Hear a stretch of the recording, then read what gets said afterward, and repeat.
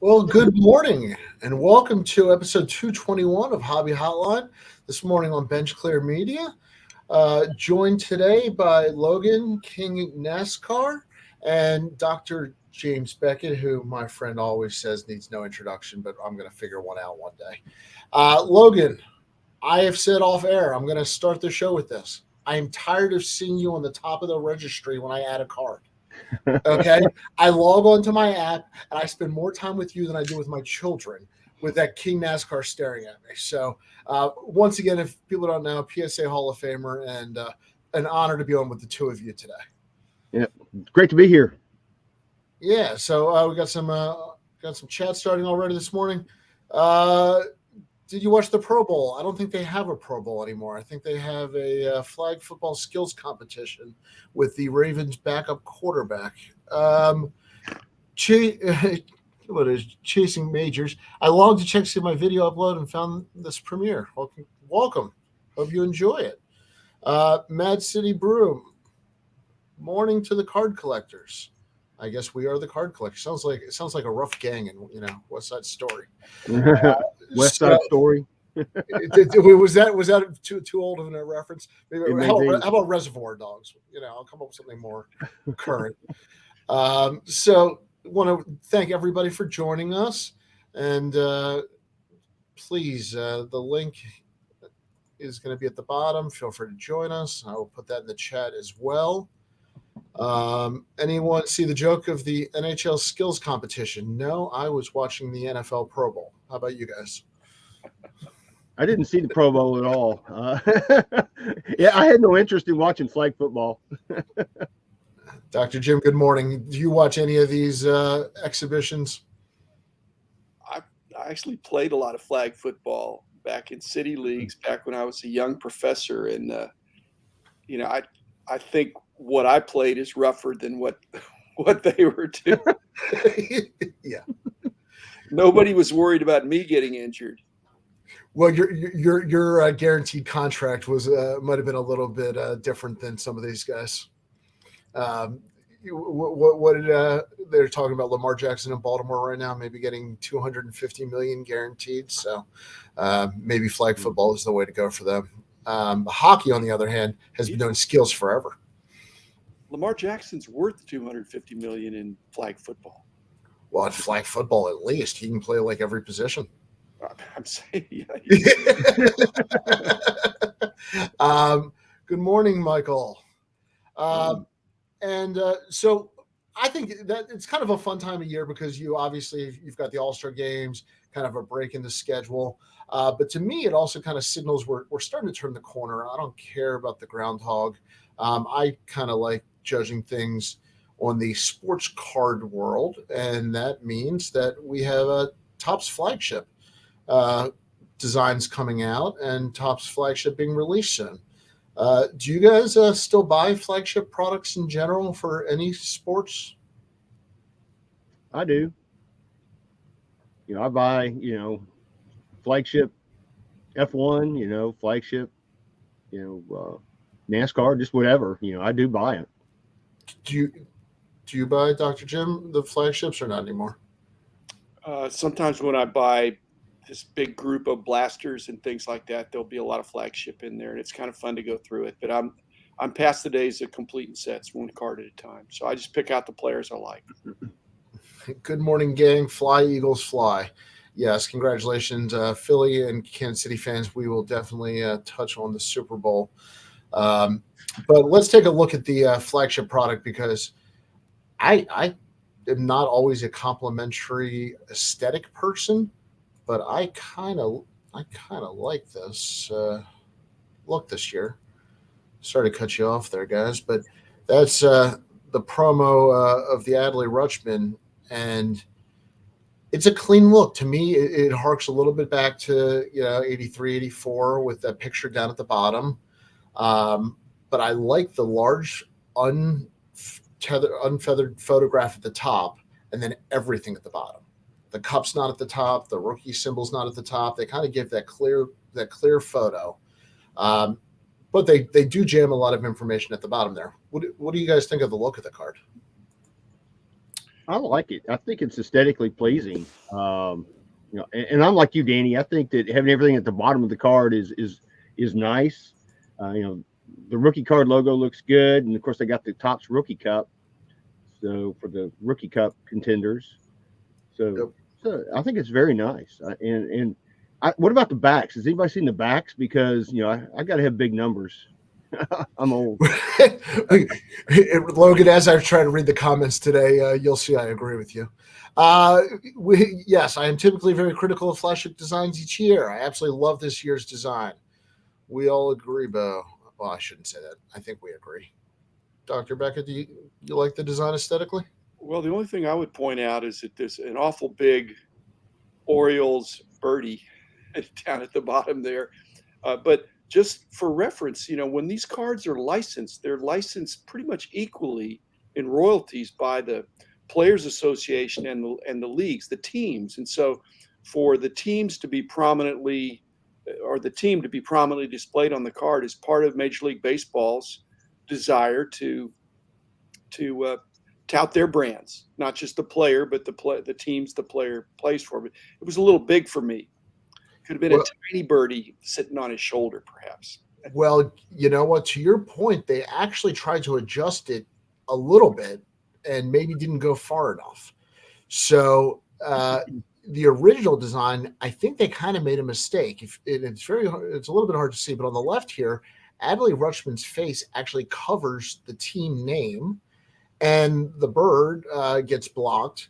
So they did make a subtle adjustment, but now I find it almost a little hard to read the team name over there. But Dr. Beckett, you are right. I'm just talking about the real estate dedicated to a logo of a team, a mascot, kind of it's the same thing that's on the cap pretty much, I think. And so I'm saying I think that's why it's there, because those are the marks that Major League Baseball wants to make sure that we're seeing those.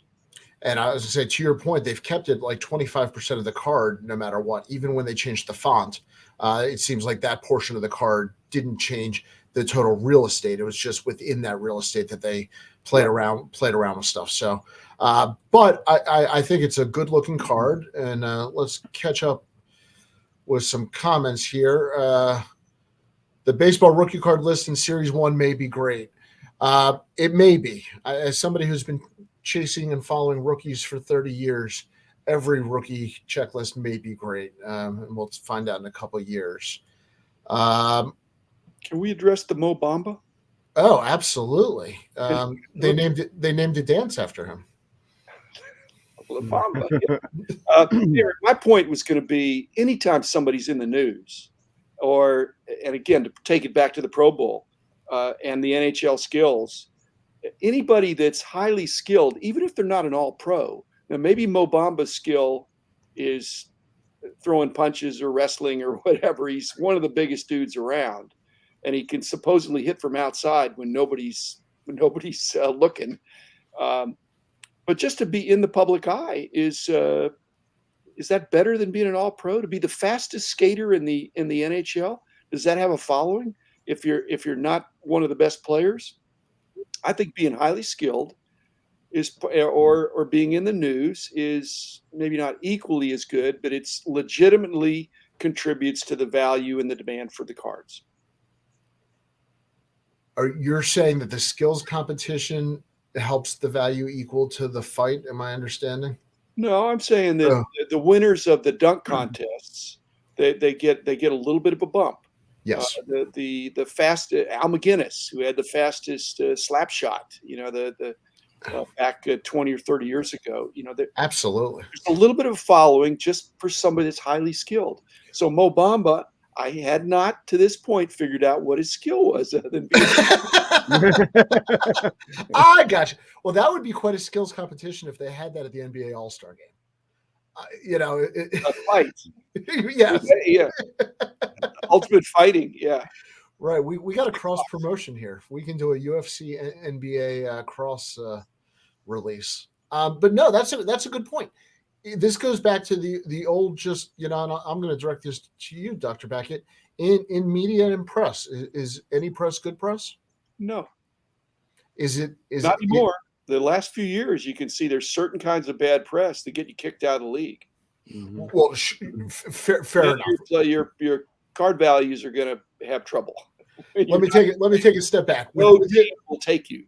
Okay, within legal, moral, ethical lines that allow us to stay in society, within that realm, I still think that a lot of this news gives these guys temporary bumps, even if it's for a day or two.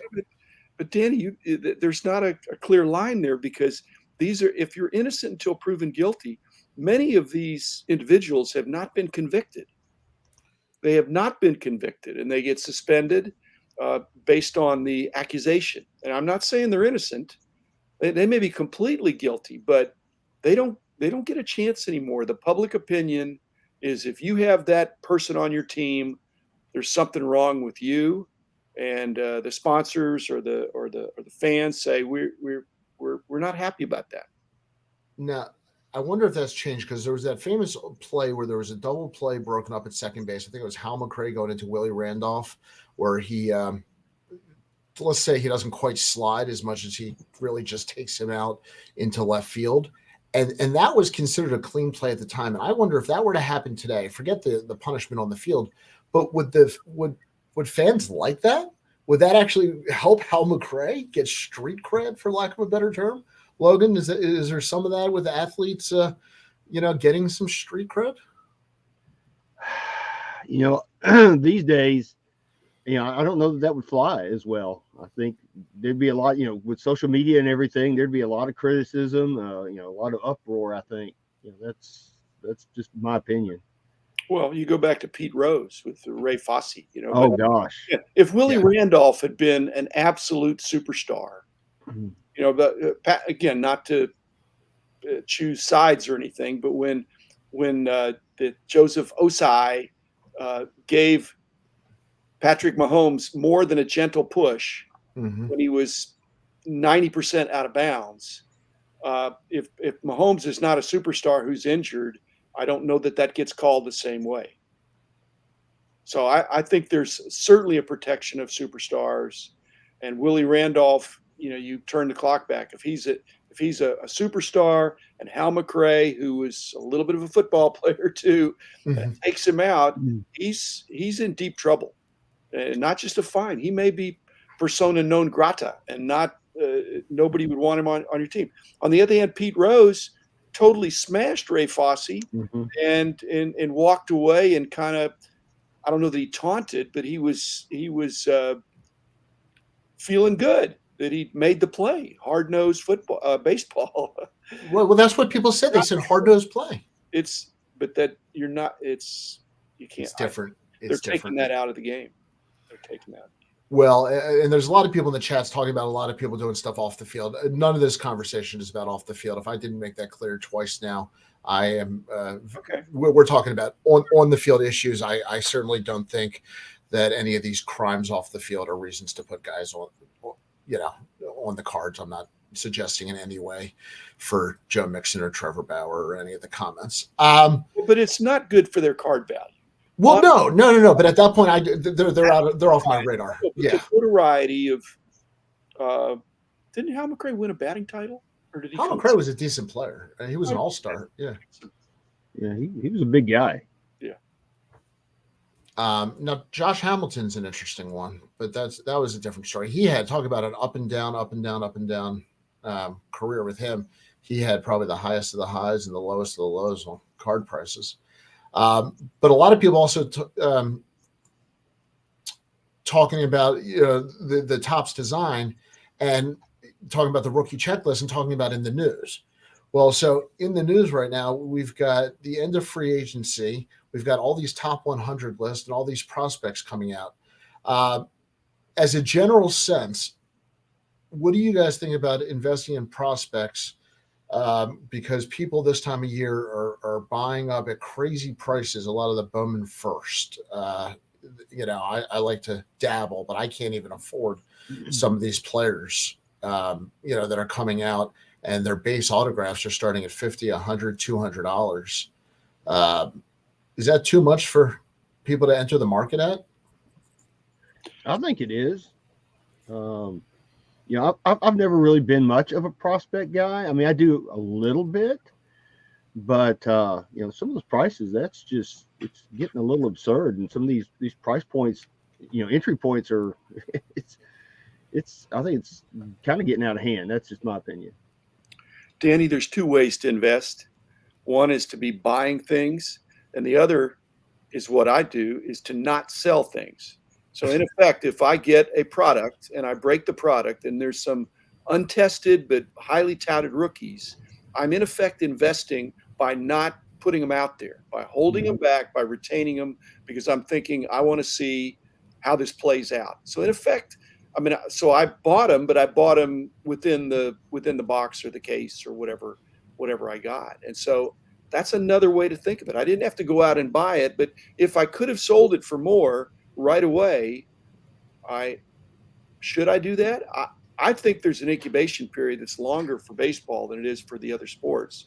But if somebody's 21 years old or 22 years old, you maybe need to not sell guys until they hit 25. Well, and that's the question, in baseball, is the learning curve at every level takes a couple hundred at bats. So when a guy hits the majors, if he doesn't, take off like a rocket booster, his prices fall so quickly. Yeah, but I'm guessing that because I'm holding, so I don't have to do the homework. I get to do the homework in arrears when they hit 25. I think, okay, now what has that person done? If it's not much, then I shouldn't have held. If they've gone on to really be a big time player, then I can consider that there. But to do it right out of the gate, Danny, that's the problem, because the information is just opinions. And that's what drives a lot of the top 100 list. And this is to my point is, a guy who was drafted in June of last year is really hard to spend $250, $300 off, 16 plate appearances at single A last year. And listen, it might be one of, Jackson Holliday, number one pick. I'm an Oriole fan. My son's won a Jackson Holliday card. I know I'm either buying a base card that's really never going to appreciate, which is fine, or I'm really priced out of the Jackson Holliday market. And if it's a base card, it's never going to be as valuable. But if a guy gets on fire, his base cards will not go up as much, but the base cards will be in demand of the very top players, of their rookie cards. Their base rookie is not junk.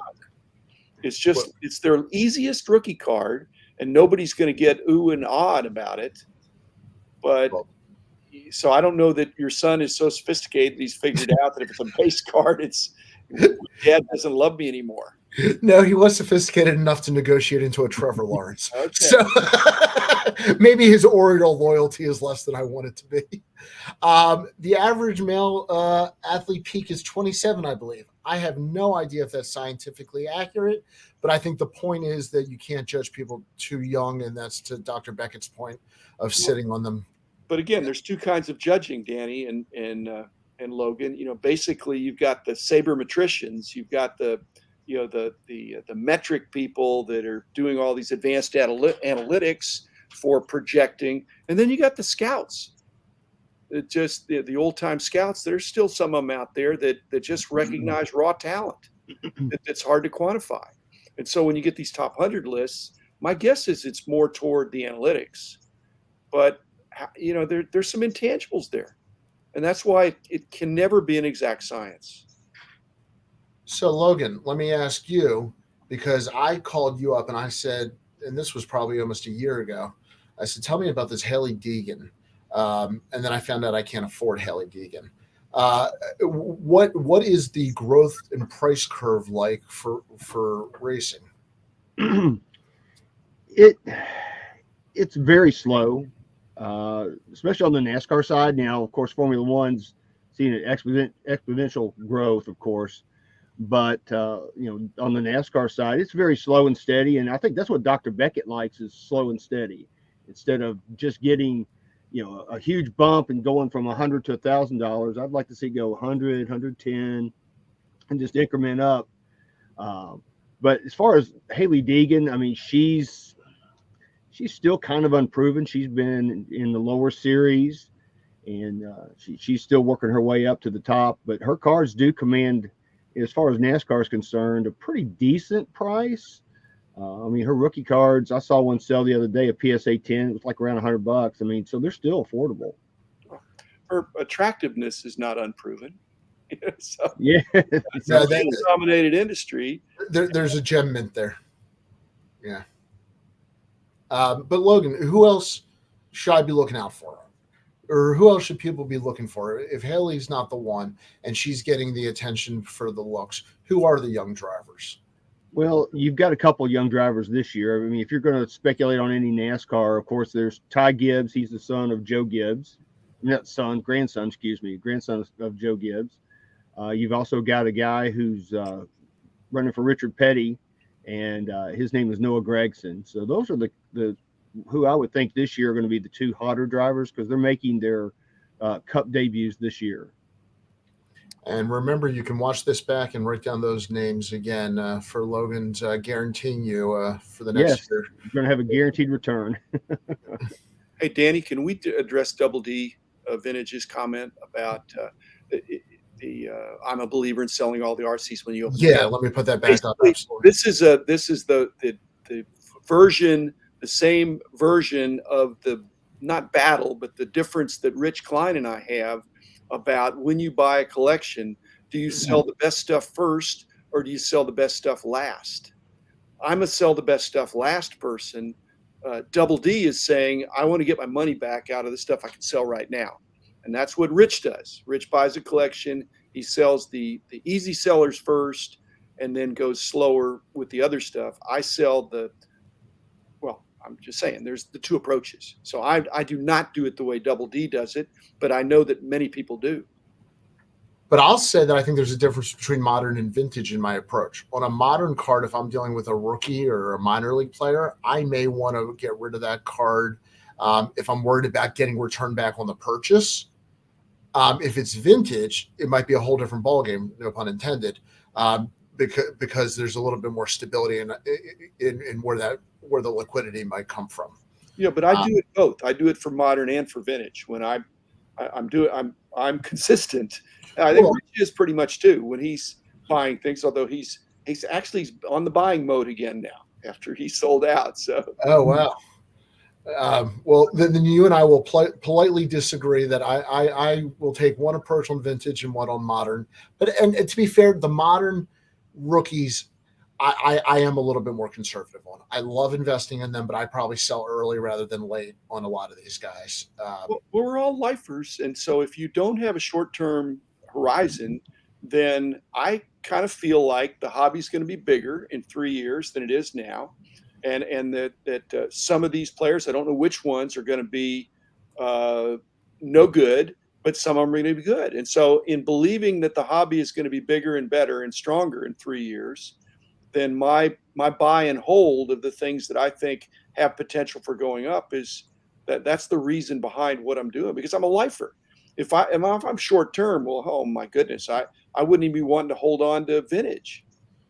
Yeah, and that's an excellent point. Logan, I know because of what I was yanking your chain on at the beginning that you do hold on to a lot of your cards. But I also know that you are constantly active in modern as well. So what's your general approach for holding versus selling? I hold everything.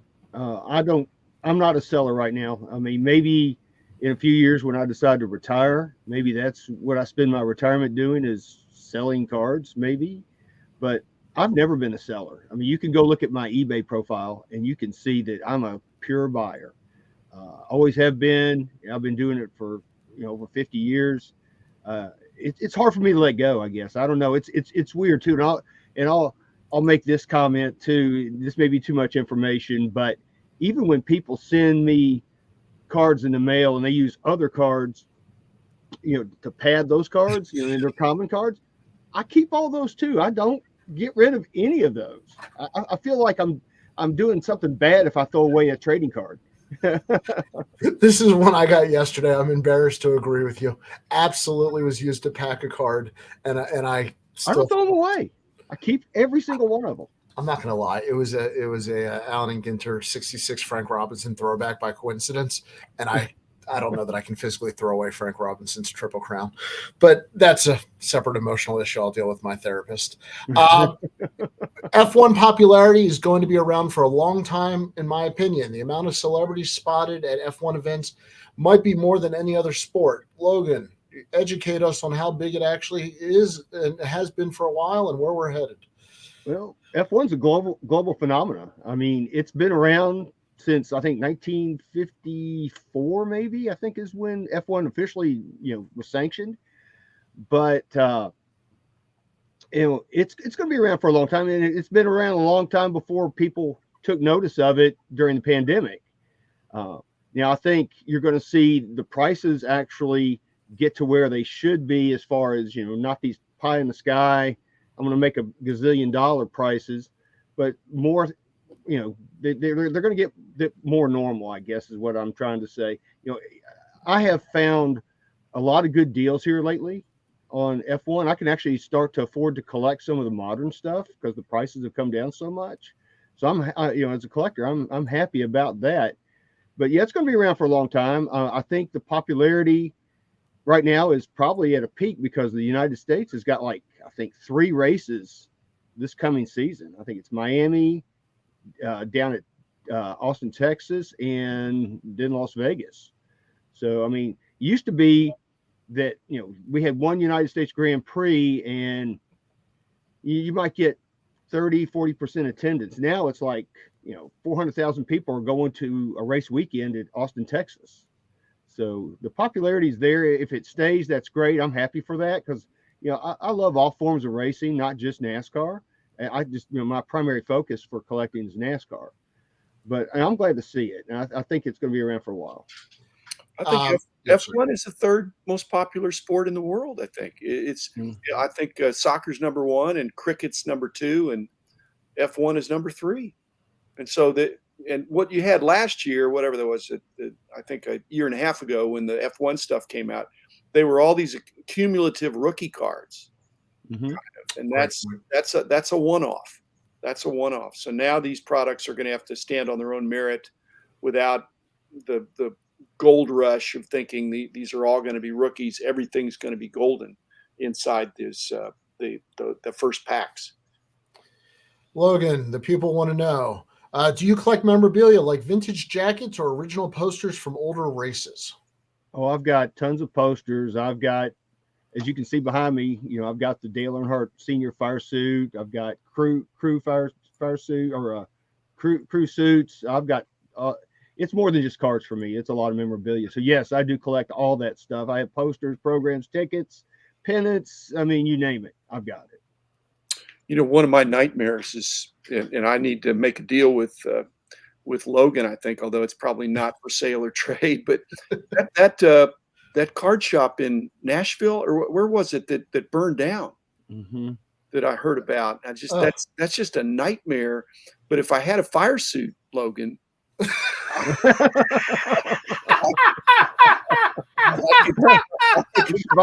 I could keep my best cards in that fire suit. Yeah, exactly.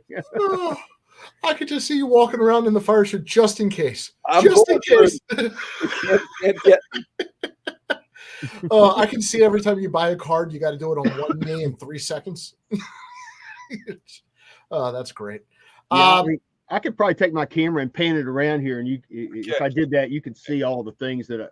In fact, hold on, I'll just do that real quick and show people. Yeah, please. I mean, you can look and see all the things. There's a Richard Petty hat, by the way, that you see there. There's all kinds of things. That's fabulous, but in distinction to people that cards can be damaged by fire or water. You have a insurance-proofed item. Yeah, you do. Damaged by water or by fire. It's like a indestructible piece of memorabilia. These sneakerheads. I mean, I don't think that can be a long-term thing because the rubber degrades. Yes. And so you have the ultimate infinity suit. Yeah, it's got little stones in it. Yeah. You're Epic talking. room. You're talking about that. My wife last night, she was telling me, she goes, I need a new pair of house slippers because the soles on the bottom of them are coming apart. So it's like what you said. Those things are great. You know, I think they say you're not supposed to give a vacuum as a present. I think you're also not supposed to give a NASCAR suit as a present. Fire suit, yeah. I will say, people, Logan, I think you've opened up a live stream sales here. Sweet Coors shirt, and wait, somebody else wanted half your stuff also. Epic Room Double D, yes it is. Maximus, I want to use Marlboro suit, the old ones. So Logan, do you actively still try to get memorabilia, or is it stuff that's brought to you? No, I actively still pursue memorabilia. Not as much. I mean, cards are my primary focus these days. There's still some vintage things that I want to get. I mean, and not just in NASCAR. There's some vintage baseball still would like to have in my collection. But my primary focus is trading cards. But there is tickets right now. Tickets are getting to be pretty hot, and I do have a lot of NASCAR tickets. I'm thinking about maybe getting slabbed. You have such a fabulous non-card display, Logan. Well, what would it be if you went all in on memorabilia? Or is it too late? Because some of that stuff you got, over the years. Is it too late? Because memorabilia is catching up now. People are realizing that the game used card with the little tiny swatch should not be worth more than the whole jersey. Agreed. It is a little bit too late. Like on eBay not too long ago, I saw a crew uniform from it was like the early 80s from the Uno playing card team. And it was really nice, this team suit. And I thought about buying it, and I said, well, if I can get it for $400 or $500, maybe I might get it. That thing went for like $1,500 or some kind of crazy money. So yeah, it's too late. Well, then, Logan, I'll do you one here, because people have asked me this question. If somebody has something laying around, what are good types of items that are worth something in NASCAR and F1? Because I know there's a lot of, as you've taught me, a lot of die cast and a lot of stuff that's not real valuable. What is good memorabilia? Good memorabilia are things that have actually been used, like at a race, like these crew suits, fire suits, and things that were at the race, like maybe tickets, programs, pins, pennants, things that you can get like that. The little Beanie Baby cars and the knife sets that for Dale Earnhardt Sr. No, that stuff is not any good. You don't want any of that. You want actual game use things, or things that were actually part of the event. So that's what I look for. I've got like some NASCAR pins that NASCAR made back years ago that they gave out to the drivers when you became a member of NASCAR, and they're just little bitty lapel pins, or like maybe a tie. They look like maybe a tie pin or something, but those things are hard to find. So, I've been collecting those over the years, and that's the kind of stuff that I really like. I don't go for that Beanie Baby NASCAR stuff and all that. That stuff does nothing for me. Okay. Well, King NASCAR, if you guys are sitting on something, didn't know what to do with it, reach out to Logan. And DG makes a comment. Sneaker collector investors need to wake up. Those things were not manufactured last decades. DG, that is true, but got news for you. Neither were cardboard 150 years ago. So, we're all in this game of trying to protect things, and that's what leads to scarcity. So, yeah. Danny, I'm not a chemist, but I'm just wondering, if you were to encapsulate sneakers, does that retard the degradation of the rubber, or does it speed it up when you have no air circulation? I'm gonna say I'm not an expert on this one either, but the thought is interesting. I would assume that any museum has to have standards for all substances on how to protect them. I mean, rubber has been used in NASA, and that's the Smithsonian. Certainly, I would think, has ways to protect that. I'm sure it's humidity levels. As a cigar smoker, I'm sure there's a proper humidity somewhere in there. But that's a great question. But I don't think I've ever seen a sneaker collection get lost to degradation yet. So They might have a couple more years before the Jordans fall apart. Race use sheet metal has value. That's good to know. And here you go, Logan. I have a fender from a Cheerios car signed by Petty. Is it worth anything? Yeah, it sure is. I'm assuming the value is on Petty, not Cheerios. Well, I mean, you're going to have people that collect like food things too. You never know with the Cheerios. I mean, if it was Coca-Cola or something like that, it definitely would have some extra value just because of that. But I mean, there's always value in race use sheet metal. I mean, you can still get it. There's a lot of it. In fact, a lot of the teams sell it on their websites. You know, I know Hendrick does, Roush does. There's several of them that do that. Well, we took a left turn, but that was super educational, Logan. Yeah, we did take a left turn. You and I talked in advance, and we said we're not doing that. Okay, so I did want to touch on the Super Bowl because if you have not heard, there is a Super Bowl coming up. It is set, Kansas City and Philadelphia, and I want to talk about it from the perspective of what cards would be impacted the most or the least depending on the game. And the point that I was trying to make was I think Jalen Hurts' cards would go up more than Patrick Mahomes with a win. Totally agree. Okay. Dr. Beckett, we've always said quarterbacks are the only position that has value. Does that stay the same, or would we, getting back to your comment earlier, if a wide receiver wins Super Bowl MVP, do we get that little bit of a bump? Well, if Jalen Hurts has a great game, his card values are going to go up. Mm-hmm. If Patrick Mahomes has a great game, his cards are going to stay the same. He's already at that level. But to your point, A.J. Brown, Devontae Smith, those guys are the reason that Jalen Hurts. One of the reasons, that the offensive line too. But those guys I think are really pretty special.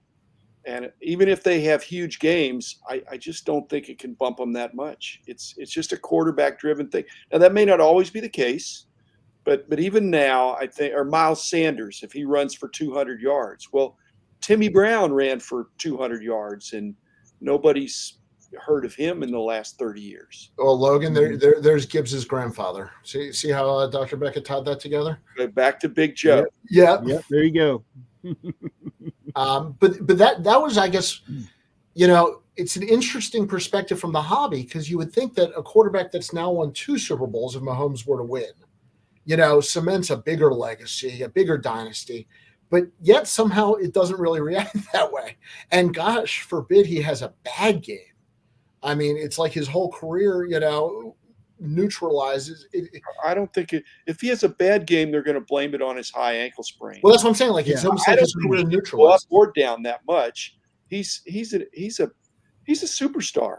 The stuff like I said, on the skills, he has skills that the other quarterbacks don't have. It's a shame he couldn't be in the Pro Bowl. But I do think that's the point. They didn't have the one-legged throwing event. Well, that's what I was going to say. I do think the 2-week gap helps.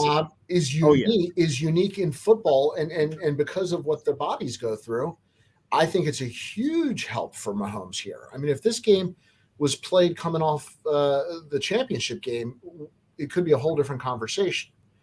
Dr. Beckett, I've never really asked you, how much do you collect in football? Same. If I get it, I keep it.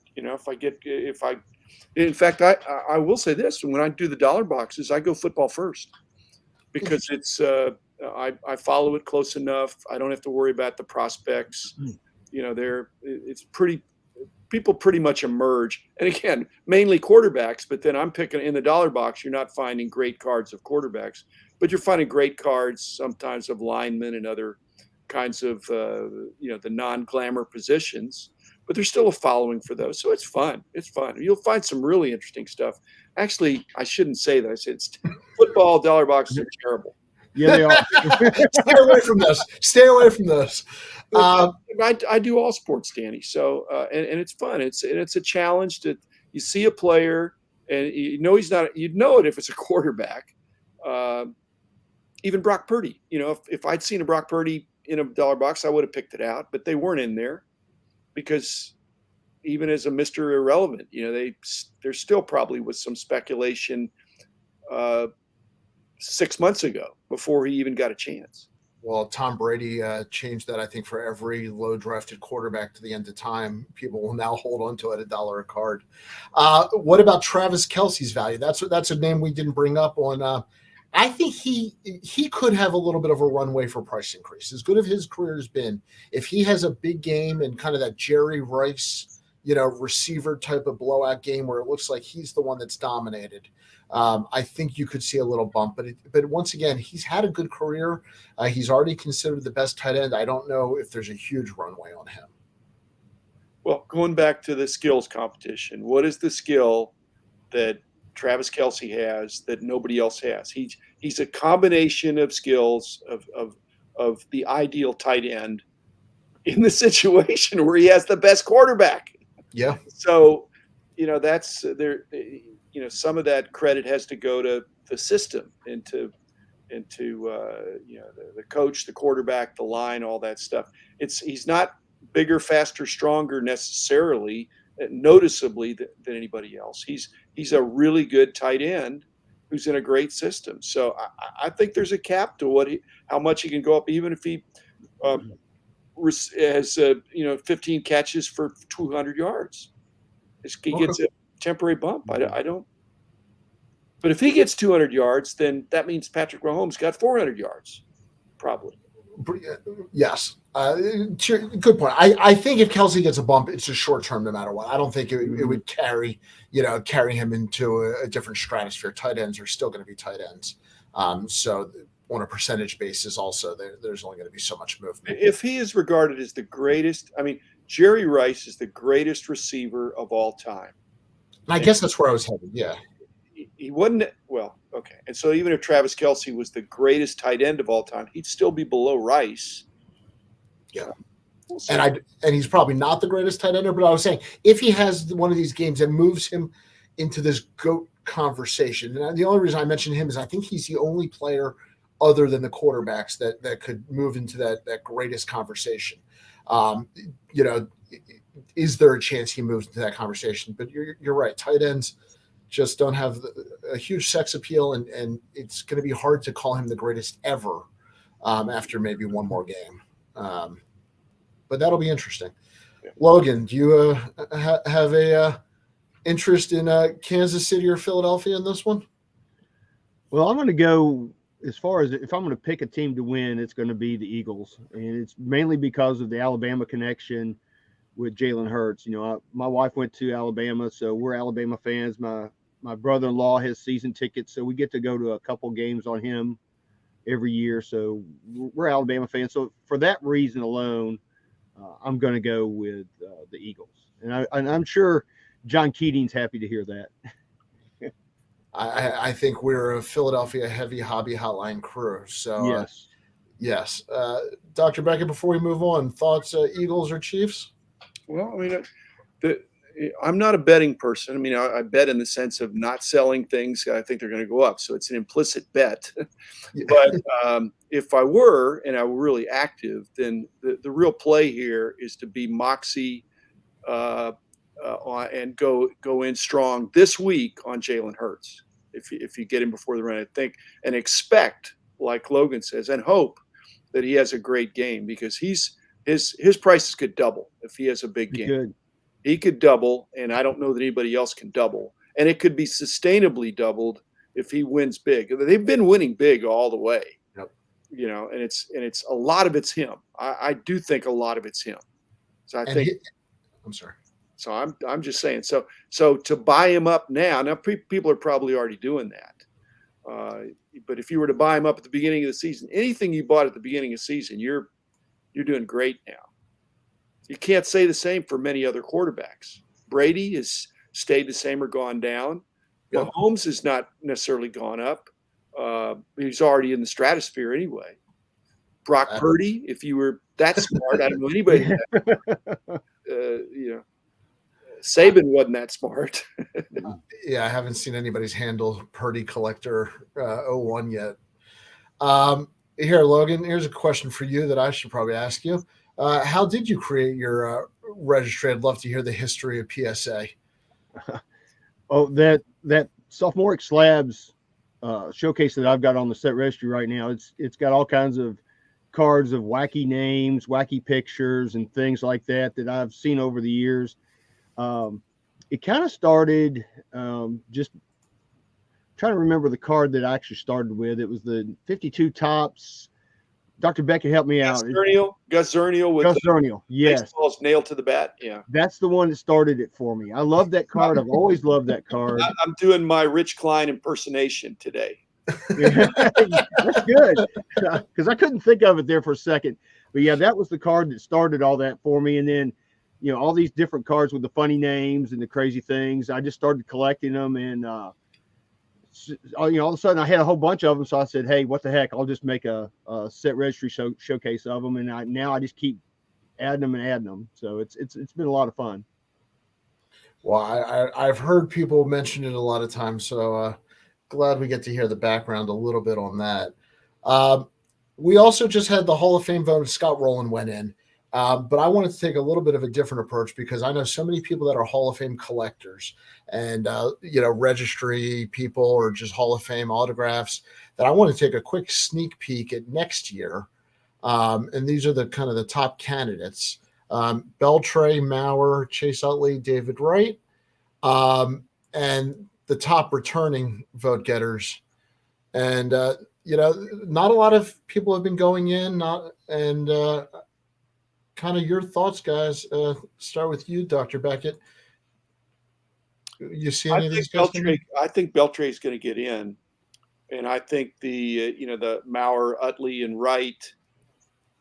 I think the voters are going to vote more for. They're going to give Todd Helton and Billy Wagner and Andrew Jones. I think they're going to want to make. There's this idea of not whether the player is Hall of Fame worthy, but whether he's first ballot Hall of Fame worthy.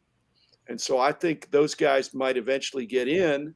The Joe Mauers. Joe Mauer was a great athlete, playing a tough position. So I think Helton and Wagner are going to get in.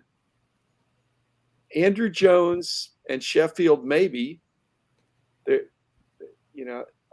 But I don't think any of the new guys. So I think it's going to be Helton, Wagner, and Beltray next year. And Logan, I know you have a specific feeling on Gary Sheffield. Yeah, I don't know why he keeps getting bumped down, but I've always been a Gary Sheffield fan. I'm hoping that he makes it, but something tells me he probably won't make it. I think the writers. I have to agree with Dr. Beckett. I don't think the writers liked him that much.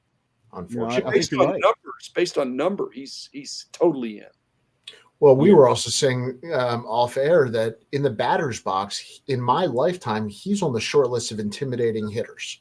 And I know that's not a reason to put a guy in the Hall of Fame, but Albert Bell, Gary Sheffield, there's only been a couple guys where, I was scared to see them walk into the batter's box. And Sheffield definitely had that for me. He handled the bat like it was a toothpick. Right. Like it weighed 5 ounces. Yeah. And he came up young. People forget he was a shortstop and a very athletic guy when he came up. And he's remembered, I think, a lot for his later years when he was a little bit more of a hitter first. Lou Whitaker should be a Hall of Famer. That conversation's been going on for a lot of years. I think, just as far as buying cards, Adrian Beltre, I think, is underpriced right now in general. And if you're a Hall of Fame collector or somebody, now's probably a good time to look at Beltre. Or Manny Ramirez was intimidating. Beltre is basically not Scott Rowland on steroids, but he's who would rather have, Scott Rowland was not the player that Adrian Beltre was. So 100% agree. So I think the fact that Roland went in means Beltre's definitely going to go in right away. Yeah, Beltre's a 3,000 hit guy. He's just shy of 500 homers. People forget how young he was when he made the majors to begin with, and how amazing his career was to stay at the hot corner. Much older than people realize, and how good the end of his career really was in Texas. I think he didn't play, maybe in New York, and those last couple of years got overshadowed. But he had a quality career most of the time. And Roland and Beltre both were great fielders. Oh yeah, fielders. Yeah, at third base, and that really counts for something. Well, I'm not going to argue that in Brooks Robinson territory. I remember Sheffield for making errors to get out of Milwaukee. Thanks, Gary. People have gotten out of Milwaukee for much better reasons. Does Alex Rodriguez have the cheapest cards in the hobby if you add in his numbers? Well, that's a loaded question. I don't know. I disagree with that. I don't think they hate him more than Bonds. Yeah, I think that's an exaggeration, but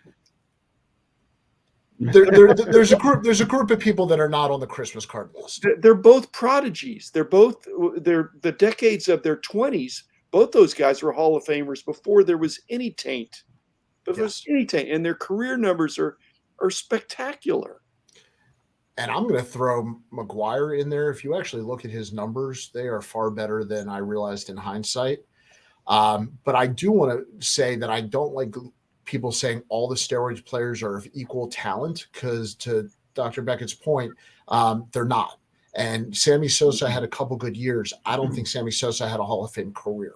I think Bonds, A-Rod, Clemens, as much as I may not like some of the things that they did, they were Hall of Famers.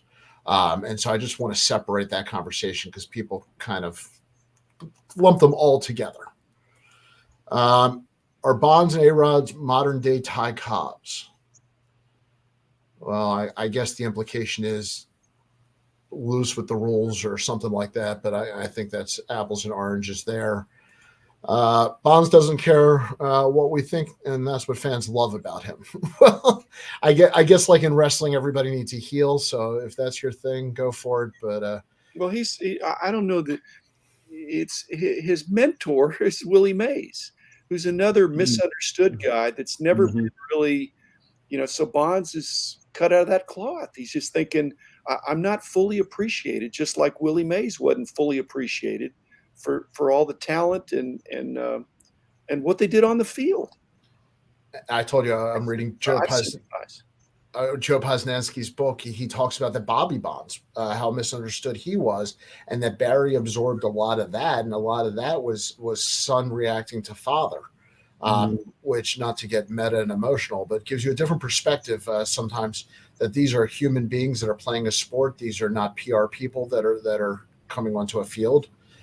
Bobby Bonds would be making $40 million a year in this current sabermetric situation where strikeouts are not a bad thing and home runs are great. That's all he did. That's all the dad did. Is they stole bases too, but he basically was hitting home runs and striking out at legendary paces for back in the day. And that was frowned upon then. Now, not so much. I forget the number, but I thought he had the record for, was it 30 seasons or something, or 25-20, something like that. Bobby was a tremendous player. But he's striking out almost 200 times a season, and that's just that's old school. That was bad. Great show. Love watching from the UK. Well, Jamie, thank you. We love broadcasting to the UK. This is Tebow. The project shows that he does not care. He is in our face with it. Yes, the A-Rod and Bonds, listen, they're very controversial. Whatever your personal opinions are on the field at the beginning of their careers, they go back to when they were getting drafted and read the draft reports and read the write-ups of them coming out of high school and college. And what you're going to see is some language in those reports that is out of this world. On their talent. So that could be. Um, John, I agree that the Mays card is still attainable.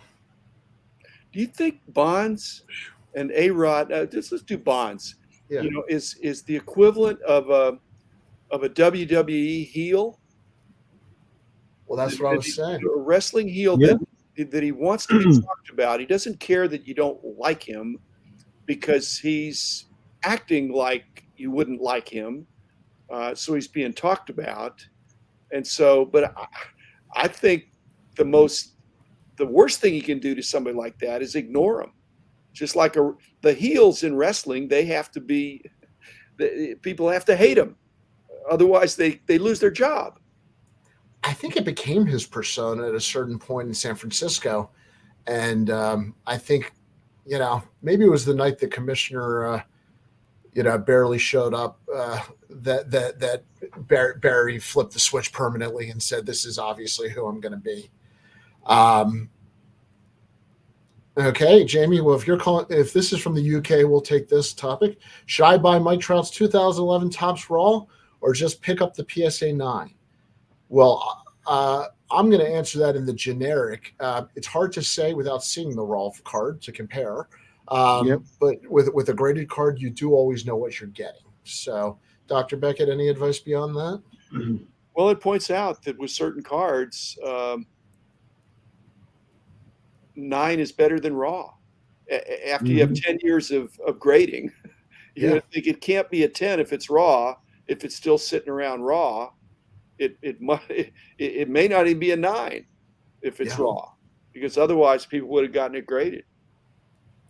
Logan, do you buy a lot of singles, and do you buy Raw or graded? Well, for me, especially for what I collect these days, I have to buy Raw to get it graded. So I'm pretty particular on the ones that I buy Raw. But, I have bought Raw cards that, they look great. You think, hey, this is going to be a 10, maybe a 9 at worst. And I get it back and it's like, it's a 6. And I'm like, where did I miss something? So, buying a Raw card, it's a more of a gamble. I mean, it's like what Dr. Beckett said, a 9 is a known quantity. So you really can't go wrong with that. And some people are suspicious. You have to be suspicious if you have a Raw card at this day and age, unless it's came out yesterday. Well, so many 10 years old. Yeah, so many people have gotten cards graded these days. The ones that are ungraded, it's like you say, you have to be a little suspect of those cards.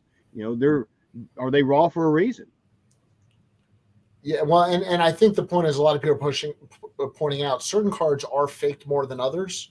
So, do you want to take not a guarantee, but do you want to take a graded 9 versus, a card that has not been authenticated? And I think there you're talking almost authentication versus grading, two different things. So if you know the card is real, then you're comparing condition. But if you're not sure the card is real, you definitely want to buy the graded one. And then the question is, how does eBay allow the fake cards on the platform? According to the laws, they shall be removed. Well, they have started the authentication process. So one of the things you can do if you have concerns is make sure you're buying cards that go through the authentication process. I'm not sure the current dollar value. I know it was $300. I think it was dropped to $150. But I think eventually it's going to apply to either all their cards of a certain dollar value or anything the seller or buyer wants to go through. Gentlemen, that hour flew by. You did. Any final thoughts on this Pro Bowl kind of deep breath weekend? I'm heading to a card show in Philly tomorrow. What are you guys up to? I may be going to my LCS later today. It's actually sunny here. We're thawing out from the ice storm. I know Dr. Beckett down there, they had a lot of ice as well. But we're finally thawing out, so I may go to my LCS today and kind of hang out for a little bit and have some fun. I was snowed in and iced in, and I was forced to sort cards. Oh, that's terrible. I know you like to sort cards. I want to see a picture out the window. I want to see what that weather really is. It's melted now. Yeah, exactly. Monday through it started melting yesterday. Tuesday night, join us on Hobby Hotline. Host will be Drew, Cousin Oz, and Erica. Fantastic. And real quick, only because I love your Johnny U in the background. Did you pick up the Eddie Murray? No. I said this right before we went on air. I missed the Eddie Murray release, and I do accept donations. But on that note, we'll head out. And I want to thank everybody for joining us today. And we will see you Tuesday night and next Saturday on Bench Clear. Have a good one. Thanks, Dan.